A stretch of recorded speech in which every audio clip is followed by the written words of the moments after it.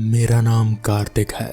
मेरे बॉस ने आज इतना काम दे दिया मुझे कि आधी रात हो गई और अब ये काम खत्म होने को आया है। मैं घर जाने के लिए निकलता हूँ ऑफिस से अपनी बाइक से। अचानक ही बीच रास्ते में बाइक बंद हो जाती है। पता नहीं ऐसा क्यों हो रहा है, मगर अभी भी मेरा घर दूर था। मैं चल कर जाने का सोचता हूँ और रास्ते में थोड़ी देर एक बस स्टैंड पर बैठकर आराम करता हूँ। तभी अचानक एक लाल रंग की बस आती है। मेरे तो होश ही उड़ गए कि इतनी रात को भी बसें चलती है। मैं गया, दरवाज़ा खुला और उस पूरे बस में अंधेरा था। मैंने चढ़ते ही कंडक्टर को पैसे दिए और कहा गोमती नगर की टिकट देना, और फिर उस तरफ से कोई जवाब नहीं आया, मगर उन्होंने मुझे टिकट दी। मैं थोड़ा आगे बढ़ा और लोगों को देखने लगा। सभी के सभी ही सो रहे थे आड़े तिरछे होकर, और कुछ समय बाद ही मेरा स्टॉप आ गया। मैं उतर गया। जैसे ही मैंने पलट कर देखा, वो बस अचानक गायब हो गई, जो मेरे लिए एक अजीब सी घटना थी। ये कैसे हो सकता है? कुछ समय बाद मैंने सोचा कि ये मेरा वहम होगा और अपने घर चल दिया। अगली सुबह मैं आज गया और मैंने बहुत जल्दी ही अपना काम कर लिया और घर निकलने के लिए रवाना हो गया। अचानक ही मुझे कल रात की बस का ख्याल आया कि क्या सच में वो सब हुआ था। मैं आज फिर से उसी बस स्टैंड पर खड़ा हो गया, और डराने वाली बात तो ये थी कि वो बस आज भी वहाँ पर रुकी और मैं बिना कुछ समझे ही चढ़ गया बस में। मैंने फिर कल की तरह गोमती नगर की टिकट मांगी और उस तरफ से कोई जवाब नहीं आया। इस बार मैंने बस के सवारियों से कुछ बातें करने की कोशिश की, लेकिन किसी ने भी मुझसे कोई बात नहीं की। और जब मैंने थोड़ा और ध्यान से देखा तो मुझे पता चला कि ये बस पूरी तरह से जली हुई थी और अंदर के बैठे सवारी भी। अचानक से ही मेरा स्टॉप आ गया और मैं उतर गया। मैं वो टिकट जब मैंने गौर से देखा तो दोनों तरफ से सफ़ेद थे, और अचानक ही वो टिकट भी कल की तरह ही गायब हो गई। ये एक रहस्य था, एक खौफनाक घटित घटना। कुछ समझ में नहीं आ रहा था। मैंने इन सब चीज़ों पर ध्यान देना छोड़ दिया और अपने आप के बचाव के लिए इस बस का ख्याल निकाल दिया और अपने पहले की तरह जिंदगी जीने लगा। एक दिन अचानक मैंने किसी आदमी से सुना, हाँ भाई, पूरे 10 साल हो गए उस बस को चले हुए। कहा जाता है कि उस बस में कुल 20 लोग थे जिन्हें जलाकर मार दिया गया। अचानक ही मेरे मन में ख्याल आया कि कहीं ये लोग उसी बस की बात तो नहीं कर रहे हैं। मैंने उस जली हुई बस के बारे में पता लगाना शुरू किया। कई दिनों तक मुझे कुछ नहीं मिला। फिर एक पेपर मेरे पास आकर गिरा। वो पेपर 10 साल पुराना था। उसमें लिखा था, जो संस्था की ज़मीन के लिए लड़ रहे थे उनकी बस आग में दुर्घटना से मौत हो गई। ये इतना सोचना मेरे लिए काफ़ी नहीं था। ये आर्टिकल जिसने लिखा था, मैं उनके पास गया। मैंने उनसे पूरी सूचना लेने की कोशिश की।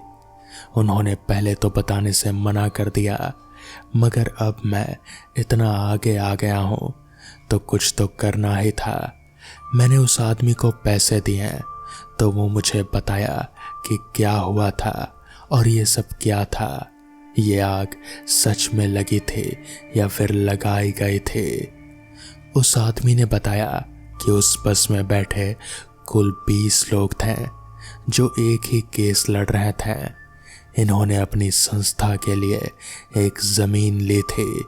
उन्होंने कई सालों से चंदा इकट्ठा करके पैसे जमा किए थे और एक ज़मीन ली थी। वो चाहते थे कि इस संस्था में वो अनाथ बच्चे और बुजुर्गों के रहने और खाने पीने की व्यवस्था करेंगे।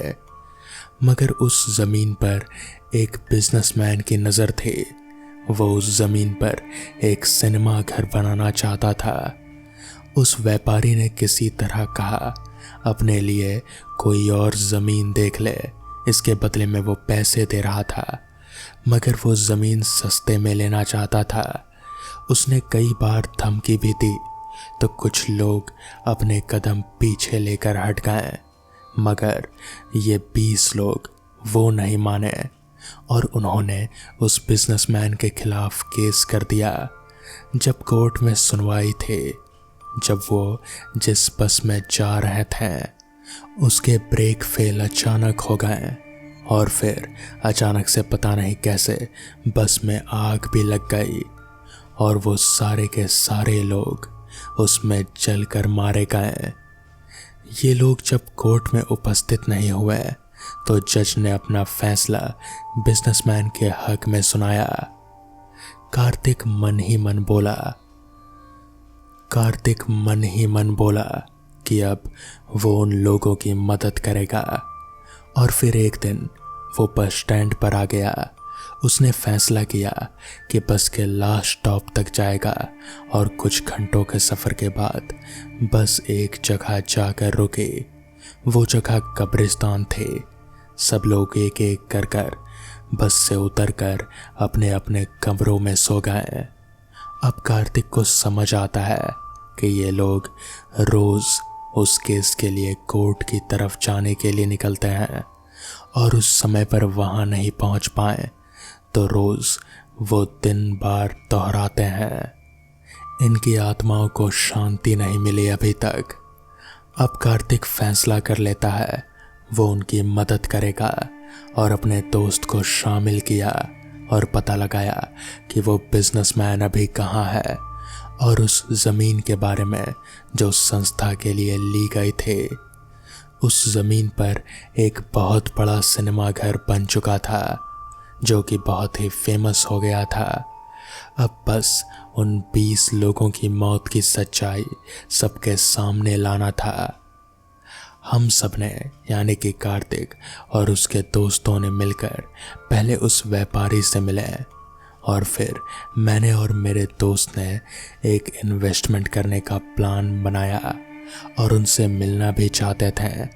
जब हमने बताया कि करोड़ों का इन्वेस्टमेंट करना चाहते हैं तो वो राज़ी हो गया और कल हमारी मीटिंग तय हुई। अब हमें किसी तरह उस बस में उस व्यापारी को भेजना था और इतना तो यकीन था कि बाकी बचा खुचा काम बस में बैठे आत्माएं कर लेंगी। इतना आसान नहीं था। हमने कर दिया। हमने उससे सारा योजना बताया इन्वेस्टमेंट को लेकर और कहा कि सारे कागज बस में रखे हुए हैं, आप चलिए हमारे साथ, बस 2 मिनट लगेंगे और आपका काम भी हो जाएगा। वो व्यापारी ने भी बहुत मुश्किल से हाँ कहा और हम लोग बस में उसे लेकर चढ़ गए और दरवाज़ा बंद हो गया। कुछ समय बाद अचानक हमने देखा कि वो बस पूरी तरह से गायब हो गई और उन लोगों ने उसका क्या किया होगा ये सोचते हुए भी मुझे डर लगता है। मेरे दोस्त ने मेरा बहुत साथ दिया।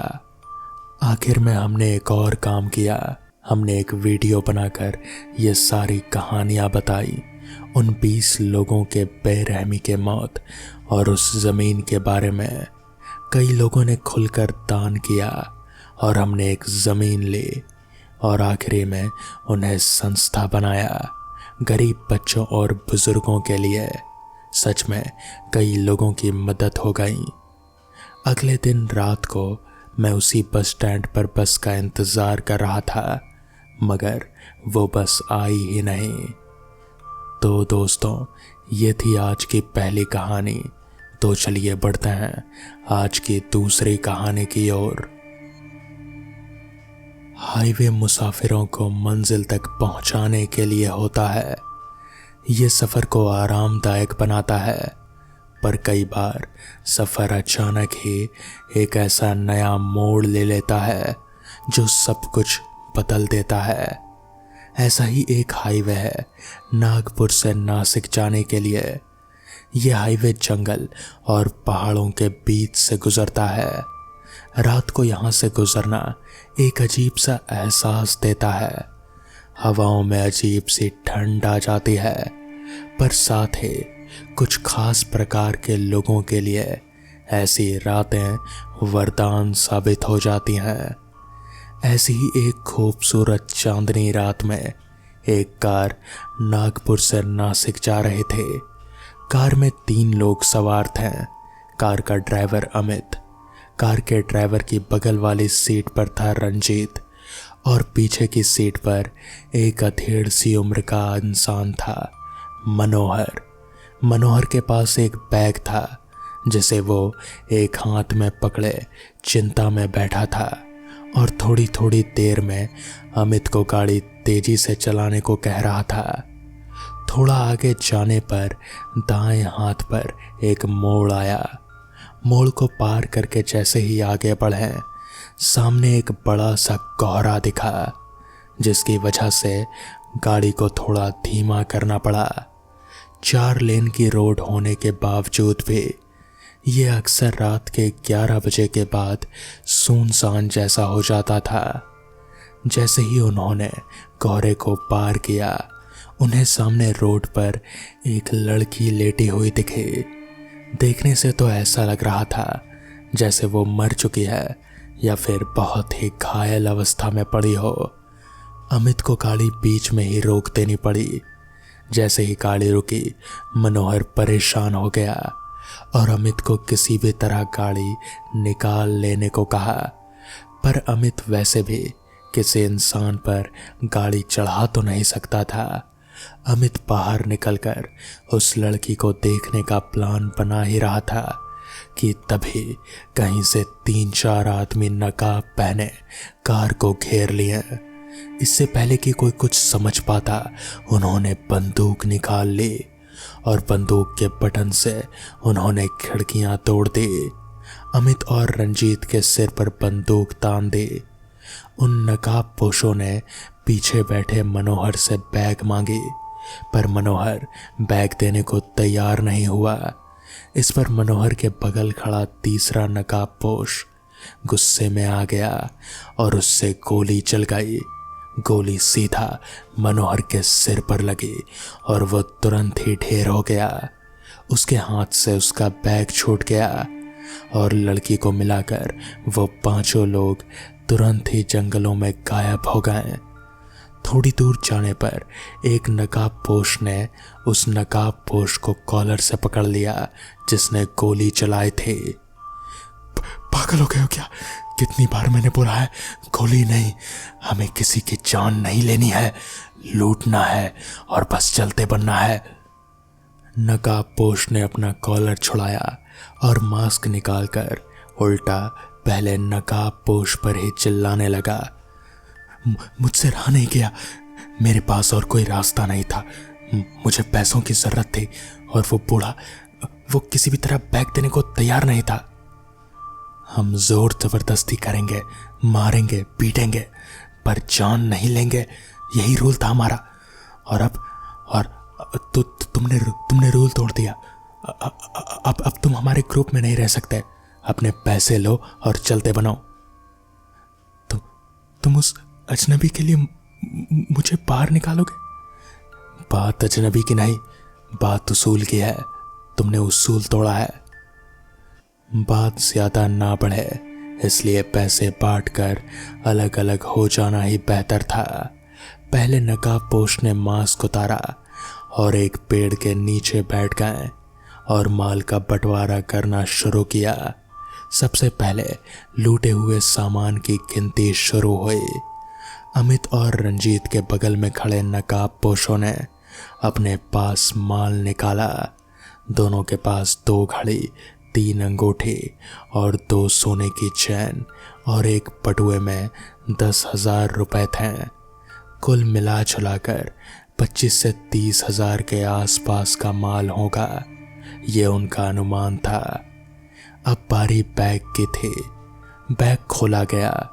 उसमें ढेर सारे पैसे थे, गिनने पर करीब 1 करोड़ के आसपास। 20-20 लाख रुपए लेकर आपस में बांट लिए गए। मेन नकाबपोश यानी कि रजनीश को घड़ी वगैरह में कोई रुचि नहीं थे, इसलिए उन सामानों को 4 भागों में बांट लिया गया। सारा सामान बांट लेने पर सब अपने अपने रास्ते चल पड़े।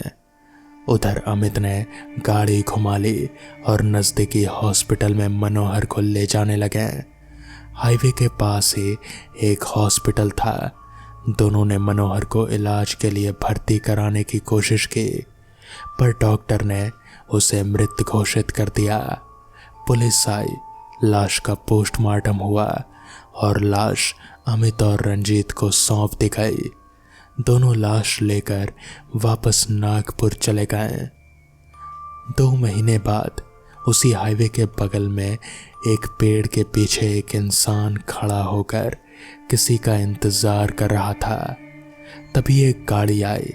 4 लोग उनमें से बाहर निकले। रजनीश, हमारे बीच डील हुई थी कि हम वापस कभी नहीं मिलेंगे। इससे पहले उनमें से कोई और कुछ बोल पाता, रजनीश धड़ाम से नीचे गिरा। उसके पीछे से एक साया बाहर निकला। मैं कब से तुम लोगों का इंतजार कर रहा हूं, तुम्हें सजा देने के लिए। तुम सबको खोजना बहुत मुश्किल था, इसलिए इसके शरीर में रहकर वो सब कर रहा था जिससे तुम लोगों को पता ना चल सके और यहां पर तुम्हें बुला सकूं। वो चारों डर से एक दूसरे को देख रहे थे। वो साया कोई और नहीं बल्कि मनोहर था। इसके बाद मनोहर ने दूसरे नकाबपोश यानी कि प्रवीण के शरीर पर कब्जा कर लिया और कब्जा करते ही लड़की कोमल पर हमला कर उसका गला दबाने लगा। ये नज़ारा देखकर बाकी दोनों नकाबपोश वहाँ से भाग निकले। उन्होंने कार स्टार्ट की और तेजी से भाग लिए। अभी थोड़ी दूर ही गए होंगे कि उन्हें कोमल आगे सड़क पर लेटी दिखी। तीसरे नकाबपोश यानी जैकी ने बहुत तेजी से ब्रेक मारा। ब्रेक इतना तेज था कि कार अनियंत्रित हो गई और सामने खड़े एक पेड़ से जा टकराई और पेड़ से कार के टकराते ही उसमें अचानक से ब्लास्ट हुआ और दोनों उसी में जल भुन गए। थोड़ी दूर पर खड़ा मनोहर अपनी शैतानी आंखों के साथ हंसते हुए कहीं गायब हो गया। उसका बदला पूरा हो चुका था। तो दोस्तों, ये थी आज की दूसरी कहानी। तो चलिए बढ़ते हैं आज की आखिरी कहानी की ओर। रात के करीब 11 बज रहे थे। विपुल अपनी ऑफिस की पार्टी में था। यहाँ का माहौल उसे थोड़ा अजीब लगता था क्योंकि वो गांव में पला बड़ा लड़का था जहाँ ड्रिंक और स्मोकिंग करना गलत बात माने जाते थे, लेकिन कॉर्पोरेट माहौल में उसे इन पार्टीज का हिस्सा बनना ही पड़ता था। विपुल के दोस्तों ने भी उसे ड्रिंक ऑफर की। अरे यार 2 घुट मार ले, क्या ही हो जाएगा, और देख सर्दी भी कितनी है, 1 रम का पैक मारेगा तो सर्दी भी नहीं लगेगी। दोस्तों के फोर्स करने पर भी उसने ड्रिंक नहीं की और घर जाने की बात करने लगा।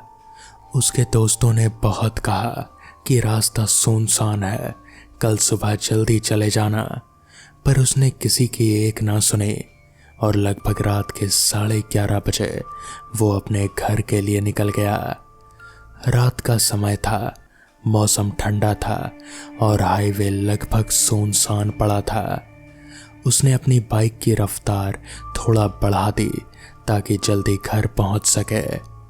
उसका घर पार्टी वाली जगह से लगभग 11 किलोमीटर दूर था।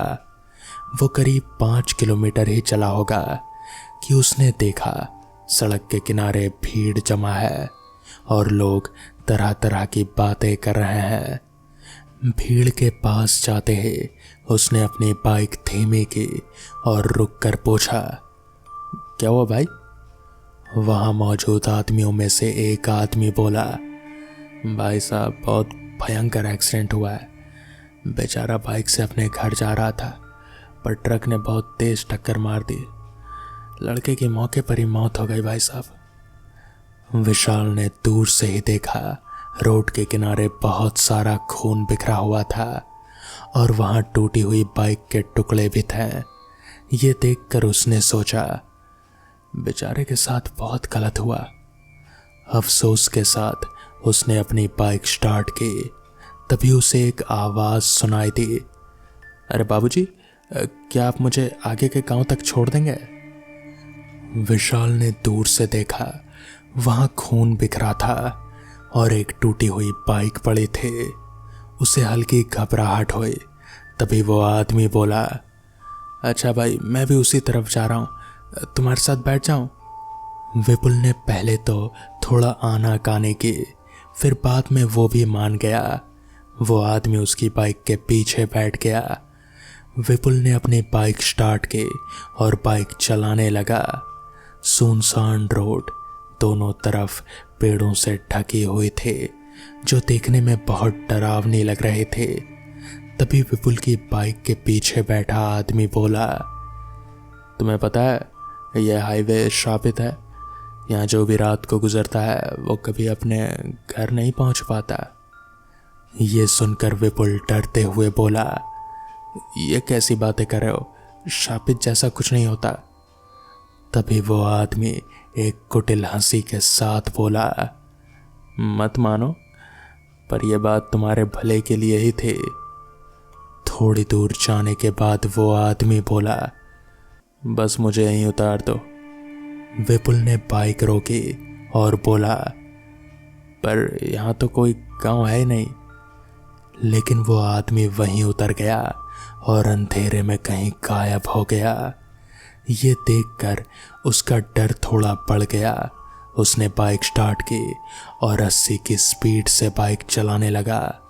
वो जल्द से जल्द अपने घर जाना चाहता था, पर रास्ता खत्म होने का नाम नहीं ले रहा था। 15 मिनट बाइक चलाने के बाद उसने देखा कि वो फिर उसी जगह पर पहुंच गया है जहां एक्सीडेंट हुआ था। भीड़ अभी भी वहीं थे और एक्सीडेंट की बातें हो रही थे। ये देखकर विपुल का दिल तेजी से धड़कने लगा। उसका चेहरा पसीने से भीग चुका था। उसने तीसरी बार तेज रफ्तार में बाइक दौड़ाई, पर वो उस हाईवे से बाहर ही नहीं निकल पा रहा था। बार बार वो उसी जगह पर पहुंचता जहां की हादसा हुआ था। गुस्से में उसने एक पेड़ के नीचे बाइक रोकी और बोला, ऑफिस से निकल कर ही गलती कर दी। ना जाने कैसा हाईवे है, खत्म होने का नाम ही नहीं ले रहा। ऊपर से उस आदमी की बातें, ये हाईवे श्रापित है। सोच सोच कर ही उसका दिमाग खराब हो रहा था। विपुल ने फिर से अपनी बाइक स्टार्ट की और यू टर्न लेकर घर जाने के लिए निकला। तभी अचानक एक ट्रक तेज रफ्तार में आया और उसे टक्कर मार दी। उसकी आंखों के सामने सब कुछ धुंधला हो गया। वो जमीन पर गिर गया। उसका सिर एक पत्थर से जा टकराया और चारों तरफ खून फैल गया। उसने मदद के लिए आवाज लगाई, पर वहां कोई नहीं था। थोड़ी देर बाद विपुल को वही आदमी दिखाई दिया जो पहले उसकी बाइक पर बैठा था। वो पास आकर मुस्कुराया, देखा, मैंने कहा था ना, यह हाईवे श्रापित है। कुछ महीने पहले मैं भी रात को यहाँ आया था और मेरी भी इसी तरह मौत हो गई। और हाँ, जिस एक्सीडेंट को तुमने पहली बार देखा था वो तुम्हारा ही था। अब तुम भी यहीं रहोगे हमेशा के लिए मेरे साथ। विपुल की आंखें धीरे धीरे बंद हो गईं और उसकी सांसें हमेशा के लिए थम गई। इस घटना के बाद रात को कोई भी उस हाईवे पर नहीं गया। कहते हैं उस हाईवे पर आज भी रात को एक लड़का बाइक चलाते हुए दिखता है और लोगों को हाईवे पर जाने से मना करता है। तो दोस्तों, ये थी आज की कहानियाँ। अगर आपको कोई कहानी अच्छी लगी हो तो वीडियो को लाइक और चैनल को सब्सक्राइब करना ना भूलें। तो मैं आपका दोस्त आर्यन जल्द ही मिलूँगा आपसे ऐसी ही किसी नई कहानी के साथ। तब तक के लिए अपना ख्याल रखें।